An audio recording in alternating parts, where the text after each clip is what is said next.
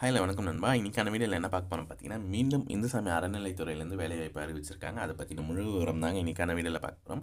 வேலை தேடிட்டு இருக்கிற உங்களுடைய நண்பர்களுக்கு இந்த வீடியோவ ஷேர் பண்ணி விட்டுடுங்க. ஓகேங்களா? யூஸ்ஃபுல்லா இருக்கும்னு நினச்சீங்கன்னா, இந்த வீடியோக்கு லைக் பட்டன தட்டி விட்டு வீடியோ கன்டின்யூ பண்ணுங்க. ஸோ வாங்க நோட்டிஃபிகேஷன்ல என்னென்ன டீட்டெயில் குடுத்துருக்காங்க, என்னென்ன ஜாப் போஸ்டிங்க்கு என்னென்ன சேலரி குடுத்துருக்காங்க, ஏ டூ இசட் வந்து பார்த்தீங்கன்னா பார்க்கலாம். ஸோ வாங்க வீடியோக்குள்ள போலாம். ஃப்ரெண்ட்ஸ், இதுதான் வந்து பார்த்தீங்கன்னா, இந்துசாமி அறநிலைத்துறை இப்போ ரீசெண்டாக வெளியாகிருக்கக்கூடிய நோட்டிஃபிகேஷன். அருள்மிகு ராமநாத சுவாமி திருக்கோவில் ராமேஸ்வரம் கொடுத்துருக்காங்க. இந்த நோட்டிஃபிகேஷன் வந்து பார்த்தீங்கன்னா, ராமேஸ்வரத்தில் இருக்கிற கோவிலேருந்து தாங்க வெளியாகிருக்கு. இது கொடுத்துருக்காங்க பாருங்கள், என்ன டேட்டில் வெளியாகிருக்கு, அதுக்கப்புறம் அதை பற்றின முழு விவரம் கொடுத்துருக்காங்க. நான் ஸ்டெப் பை ஸ்டெப்பாக சொல்லிட்டு வரேன், வீடியோ ஸ்கிப் பண்ணாத பாருங்கள், அப்போ தான் உங்களுக்கு புரியும். ஓகேங்களா? வந்து பார்த்தீங்கன்னா 7/2/2025 அன்றே வந்து பார்த்தீங்கன்னா வெளியாகிருக்கு. ராமநாதபுரம் மாவட்டம், ராமேஸ்வரம் வட்டம் மற்றும் நகர் அருள்மிகு ராமநாத சுவாமி திருக்கோயில் காலியாக உள்ள கீழ்காணும் விவரப்படியான காலி பணியிடங்களுக்கு நேரடி நியமனம் மூலம் பணியாளர்களை வந்து பார்த்திங்கன்னா நியமனம் செய்ய இந்து மதத்தை சார்ந்த தகுதியான விண்ணப்பதாரர்களிடமிருந்து விண்ணப்பங்கள் வரவேற்கப்படுகின்றன சொல்லியிருக்காங்க. அதுக்கப்புறம் இவங்களுடைய வெப்சைட் கொடுத்துருக்காங்க, www.hrce.tn.gov.in. ஓகேங்களா? இந்த வெப்சைட் கொடுத்துருக்காங்க. மற்றும் அதுக்கப்புறம் இன்னொரு வெப்சைட்டும் கொடுத்துருக்காங்க. இந்த வெப்சைட்டில் போயிட்டு கட்டணம் இல்லாத அந்த ஃபார்மை வந்து பார்த்தீங்கன்னா பதிவிறக்கம் செய்து கொள்ளலாம்னு சொல்லியிருக்காங்க. ஓகேங்களா? இந்த ஃபார்ம் வந்து பார்த்தீங்கன்னா ஃபில் பண்ணி நீங்கள் 12/3/2025 அன்றைக்கி ஈவினிங்குள்ளே நீங்கள் அனுப்புகிற போல் இருக்கும். ஸோ அதுக்கப்புறம் வந்து பார்த்தீங்கன்னா பணியின் பெயர், நீங்கள் என்னென்ன போஸ்டிங்கை விண்ணப்பிக்கிறீங்க, அந்த போஸ்டிங்க்கு எவ்வளோ காலி பணியிடங்கள் இருக்குது, அதோடைய சம்பளம் எவ்வளோ, அதோடைய கல்வி தகுதி என்ன கொடுத்துருக்காங்கன்ட்டு வந்து பார்த்தீங்கன்னா டேப்லர் காலமில் தெளிவாக கொடுத்துருக்காங்க. நான் பொறுமையாக ஸ்டெப் பை ஸ்டெப்பாக சொல்லிகிட்டே வரேன், கேளுங்க. ஓகேங்களா? ஃபஸ்ட்டு ஒன் தமிழ் புலவர். ஸோ இதுக்கு வந்து பார்த்திங்கன்னா ஒரு வேகன்சிஸ் கொடுத்துருக்காங்க. 18,500லேருந்து 58,600 வரைக்கும் கொடுத்துருக்காங்க. இதுக்கு வந்து பார்த்திங்கன்னா நீங்கள் ஏதாவது காலேஜில் டிகிரி படிச்சிருக்கணும்னு சொல்லியிருக்காங்க. அதை அப்படியே கொஞ்சம் பொறுமையாக பார்த்துக்கோங்க. அதுக்கப்புறம் ப்ளம்பருக்கான வேகன்சிஸ், அதுக்கப்புறம் ப்ளம்பருக்கு வந்து கேட்டிருக்காங்க 18,500. ஸ்டார்டிங்காக வந்து பார்த்திங்கன்னா ப்ளம்பருக்கு 18,500லேருந்து 56,900 வரைக்கும் கொடுத்துருக்காங்க. அதை அப்படியே பார்த்துக்கோங்க. அதுக்கப்புறம் நீங்கள் ஐடிஐ படிச்சிருக்கணும்னு சொல்லியிருக்காங்க. ஓகேங்களா? ப்ளம்பருக்கு அது சம்மந்தப்பட்ட கல்வி தகுதி இருக்கணும்னு சொல்லியிருக்காங்க. அதுக்கப்புறம் காவலர் பணிக்கு வந்து பார்த்திங்கன்னா 18 வேகன்சிஸ் கொடுத்துருக்காங்க, பார்த்துக்கோங்க. ஸ்டார்டிங்காக வந்து பார்த்திங்கன்னா 15,900லேருந்து ஸ்டார்ட் ஆகுதுங்க. தமிழில் எழுத படிக்க தெரிஞ்சிருந்தாலே போதும்னு சொல்லியிருக்காங்க. ஸோ இந்த வேலைக்கு தாராளமாக எல்லாருமே விண்ணப்பிக்கலாங்க, அதை பார்த்துக்கோங்க. அதுக்கப்புறம் கருணை இல்லம் காப்பாளருக்கு வந்து பார்த்திங்கன்னா பெண் தேவைப்படுறதா சொல்லியிருக்காங்க. ஆக்சுவலாக இந்த ஜாபுக்கு பெண்ணும் விண்ணப்பிக்கலான்ற போல தான் கொடுத்துருக்காங்க. இதில் வந்து பார்த்திங்கன்னா ஒரு வேகன்சிஸ் தான் இருக்குது. தமிழில் எழுத படிக்க தெரிஞ்சிருந்தாலே போதும் சொல்லியிருக்காங்க. சேலரி பேஸும் ஓகேங்களா? அதுக்கப்புறம் துப்புரவு பணியாளருக்கு வந்து பார்த்திங்கன்னா 27 வேகன்சிஸ் கொடுத்துருக்காங்க. ஸ்டார்டிங் சேலரி 10,000லேருந்து 30,000 வரைக்கும், 31,000 வரைக்கும் இருக்கும்னு சொல்லியிருக்காங்க. அப்புறம் தூர்வை, இதுக்கு வந்து பார்த்திங்கன்னா 26 வேகன்சிஸ் கொடுத்துருக்காங்க. தமிழில் எழுத படிக்க தெரிஞ்சிருந்தால் போதும்னு சொல்லியிருக்காங்க. கால்நடை பராமரிப்பாளர் கொடுத்துருக்காங்க, அதுக்கு 2 வேகன்சிஸ் கொடுத்துருக்காங்க. தமிழில் எழுத படிக்க தெரிஞ்சிருந்தாலே போதும்னு சொல்லியிருக்காங்க. ஓகேங்களா? மொத்தம் 7 விதமான பதவிகள் கொடுத்துருக்காங்க.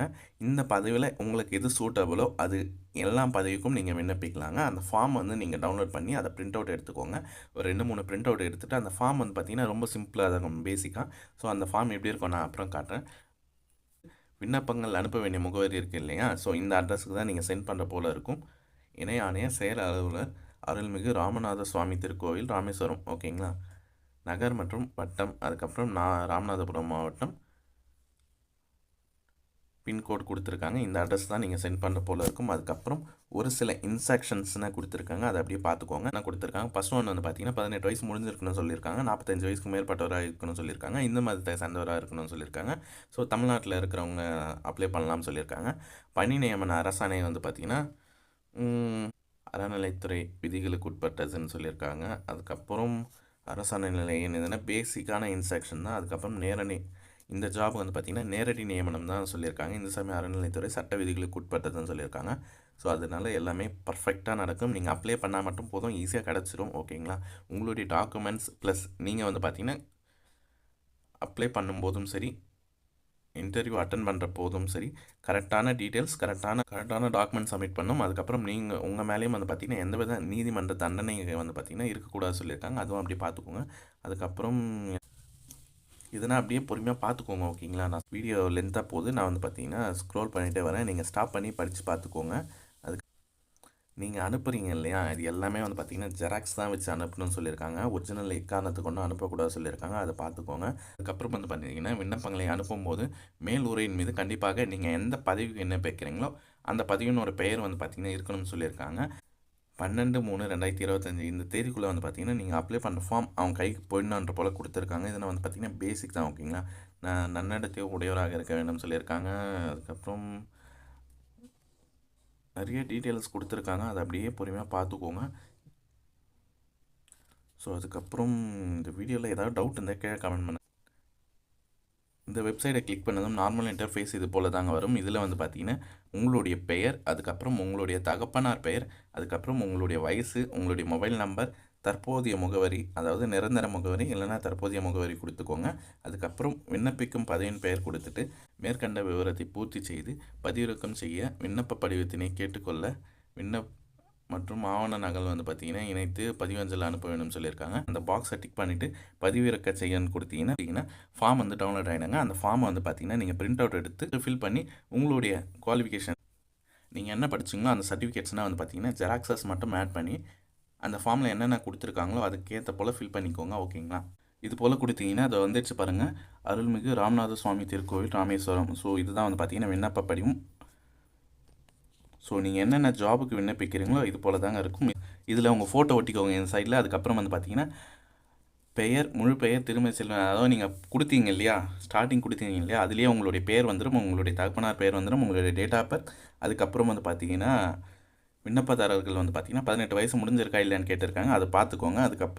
அதுக்கப்புறம் பாலினம் கேட்டிருக்காங்க, தொலைபேசி எண் கேட்டிருக்காங்க, மின்னஞ்சல் முகவரி கேட்டிருக்காங்க, உங்களுடைய அட்ரஸ் வந்து பார்த்தீங்கன்னா கொடுத்து அதுலேயே வந்து பார்த்தீங்கன்னா இன்பில்டாக வந்துடும். நீங்கள் ஃபஸ்ட்டே ஃபில் பண்ணுறீங்க இல்லையா, அதனால் அதில் வந்துடும்.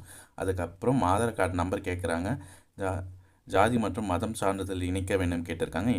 ஆம், இணைக்கப்பட்டுள்ளதுன்னு போட்டுக்கோங்க. அதுக்கப்புறம் கல்வி தகுதி கேட்டிருக்காங்க. கல்வி தகுதி நீங்கள் என்ன படிச்சிருக்கீங்களோ அது கொடுத்துக்கோங்க, இல்லைன்னு கொடுத்துக்கோங்க, எழுத படிக்க தெரியும் கொடுத்துக்கோங்க ஓகேங்களா. இதர தகுதிகள் ஏதாவது கேட்டிருக்காங்க, சான்று இருந்தால் இருக்குன்ட்டு கொடுத்துக்கோங்க, இல்லைன்னு கொடுத்துக்கோங்க. அதுக்கப்புறம் விண்ணப்பங்கள் முன் அனுபவம் ஏதாவது இருக்கான்னு கேட்குறாங்க. ஸோ அதை பார்த்து கொடுத்துக்கோங்க. அதுக்கப்புறம் நன்னடத்தை சான்று இறுதியாக, அதாவது நீங்கள் கடைசியாக எந்த ஸ்கூலில் படிச்சிங்களோ அங்கே வந்து பார்த்தீங்கன்னா நன்னடத்தை சான்று வாங்கணும்னு சொல்கிறாங்க, அதை அப்படியே பார்த்துக்கோங்க. அதுக்கப்புறம் அரசு பதிவு பெற்ற இதுவும் நன்னடத்தை சான்று தான் ஓகேங்களா, ரெண்டுமே ஒன்று தான். ஸோ ஒன்று ஒரு மெத்தடில் இருக்கும் ஓகேங்களா, பெருசான ஒன்றும் இல்லைங்க. கெசட்டர் ஆஃபீஸர்கிட்ட வாங்கணும்னு சொல்லியிருக்காங்க, அது அப்படியே பார்த்துக்கோங்க. அதுக்கப்புறம் உங்கள் மேலே எந்தவித குற்றவியல் நடவடிக்கையும் இல்லைன்ற பட்சத்தில் இல்லைன்னு கொடுத்துக்கோங்க. இருந்ததுன்னா ஆம் கொடுத்துக்கோங்க. இந்து சமய அறநிலையத்தில் ஆள்மின் கீழ் உள்ள திருக்கோயில் பணிபுரிந்தவர்களான்னு கேட்டிருக்காங்க. யாராவது இருந்தாங்கன்னா, உங்கள் வீட்டில் யாராவது இருந்தாங்கன்னா ஆம் கொடுத்துக்கோங்க, இல்லைன்னா இல்லை கொடுத்துக்கோங்க. அதுக்கப்புறம் உங்களுடைய இடம், தேதி, விண்ணப்பதாரரின் கையொப்பம், இதை அப்படியே நீங்கள் ஃபில் பண்ணி என்னென்ன படிச்சிங்க சொல்லியிருக்கீங்களோ, அதாவது இதில் ஆதார் கார்டு ஜெராக்ஸு, அதுக்கப்புறம் ஜாதி சான்றிதழ் ஜெராக்ஸு, நீங்கள் என்ன டாக்குமெண்ட் படிச்சிருக்கீங்களோ அந்த டாக்குமெண்ட்லாம் வந்து பார்த்தீங்கன்னா ஜெராக்ஸஸ் மட்டும் ஆட் பண்ணி போஸ்டல் கவரில் வந்து பார்த்தீங்கன்னா ரிஜிஸ்டர் போஸ்ட் சென்ட் பண்ணுற போல் இருக்கும். 25 ரூபா அஞ்சல் வில்லை ஒட்டி வந்து பார்த்தீங்கன்னா இந்த ஜாபுக்கு நீங்கள் விண்ணப்பிக்கிறீங்கன்ட்டு அந்த போஸ்டல் கவர் மேலே நீங்கள் எழுதணும் ஓகேங்களா. இந்த ஜாபுக்கான நான் இப்போது காவலர் பணிக்கு விண்ணப்பிக்கிறீங்கன்னா இதில் கொடுத்துருக்காங்க பாருங்கள், விண்ணப்பிக்கும் பணியின் பெயர் காவலர் என்று கொடுத்துக்கோங்க ஓகேங்களா. இது வந்து பார்த்தீங்கன்னா போஸ்டல் கவரில் கொஞ்சம் பெருசாக எழுதிக்கோங்க. எழுதிட்டு அதுக்கப்புறம் ஃப்ரம் அட்ரஸ் டூ அட்ரஸ் கொடுத்துக்கோங்க. அதுக்கப்புறம் இந்த சைடில் வந்து பார்த்தீங்கன்னா போஸ்டல் கவரில் 25 ரூபா ஸ்டாம்ப் பேப்பர், அதாவது 25 ரூபா அஞ்சல் வில்லை ஓட்டணும்னு சொல்லியிருக்காங்க. போஸ்ட் ஆஃபீஸ்லேயே கேட்டால் கொடுப்பாங்க, அதை எடுத்து அப்படியே ஒட்டிக்கோங்க. இவ்வளோ தான் நீங்கள் அப்ளை பண்ண மெத்தட் ஓகேங்களா. இந்த வீடியோ கண்டிப்பாக எல்லாமே நான் கவர் பண்ணிட்டேன்னு நினைக்கிறேன். ஏதாவது டவுட் இருந்தால் கீழே கமெண்ட் பண்ணுங்கள், கண்டிப்பாக நான் ரிப்ளை பண்ணேன். இந்த ஜாபுக்கு நீங்கள் விண்ணப்பிச்சா மட்டும் போதுங்க, எந்த ஒரு ஃபீஸும் கிடையாது, எக்ஸாமும் கிடையாது, ஒன்லி இன்டர்வியூ தான், டேரெக்ட் இன்டர்வியூ தான் ஓகேங்களா. அதுலேயும் பெரிய இன்டர்வியூனால் பெருசாக ஒன்றும் கேட்க மாட்டாங்க, பேசிக்கான டீட்டெயில்ஸ் மட்டும்தான் கேட்பாங்க ஓகேங்களா. ஸோ இந்த ஜாபுக்கு நீங்கள் விண்ணப்பிச்சா மட்டும் போதும், ஈஸியாக இந்த ஜாப் நீங்கள் எடுத்துடலாம். இந்த வீடியோ கண்டிப்பாக ரொம்ப யூஸ்ஃபுல்லாக இருக்கும்னு நான் நினைக்கிறேன். இந்த வீடியோ பிடிச்சிருந்த லைக் பண்ணுங்கள், மேலும் ஏதாவது டவுட் இருந்தால் கமெண்ட் பண்ணுங்கள் ஓகேங்களா. So tata bye, see you next time, meet பண்ணலாம்.